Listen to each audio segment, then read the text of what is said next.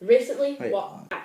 my name is Carli and recently, WashingtonPost.com described a study done by the Providence Student Union that required 50 adults to take the New England Common Assessment Standardized Test. Of these 50 adults, some of them being state legislators, council members, scientists, engineers, reporters, and professors, 60% of them failed.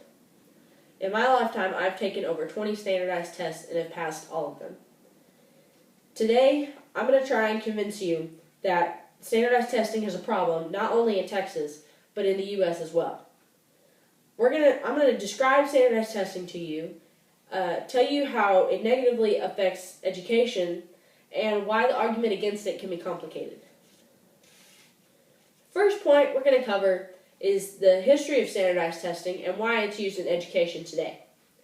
In an article by Time magazine, they described that standardized testing was commonplace by World War II.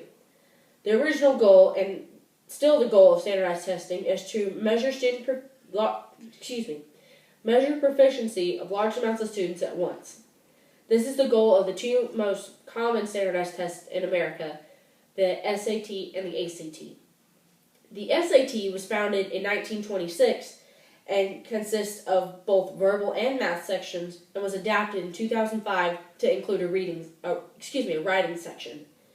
The ACT was founded in 1959 and is more of an accumulated knowledge test than a logical reasoning test like the SAT. And why is standardized testing used in education today? Well, according to Valdosta State University's Educational Psychology Department, standardized testing is used for 3 reasons: placement, diagnosing student strengths and weaknesses, and most commonly for evaluating and comparing student proficiency. The problem is that teachers are too focused on making sure their students compel well to others rather than teaching the material. The second point we're going to cover is why standardized testing is negatively affecting our education. In an article by time.ideas.com, they argue that standardized testing creates racial issues. In the article, it is stated that in Washington, D.C. and Virginia, schools set different proficiency standards for different races. They set the standard for Asian children at 82%, white children at 60%, and Black and Latino students at 45%.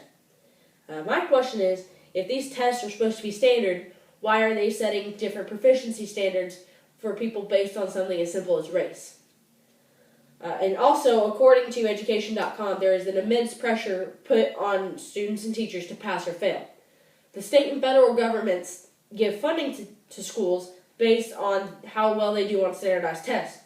And this puts a pressure on the school administrators, who put pressure on the teachers, who ultimately put pressure on the students. The last and final point we're going to cover is why the argument against standardized testing can be complicated. Standardized tests still provide valuable information. And alternatives like the learning record, which according to thelearningrecord.com, judges student proficiency based on accumulated student portfolios, are all still in the primary stages and are nowhere near close to replacing standardized tests as the commonplace for judging student proficiency in America.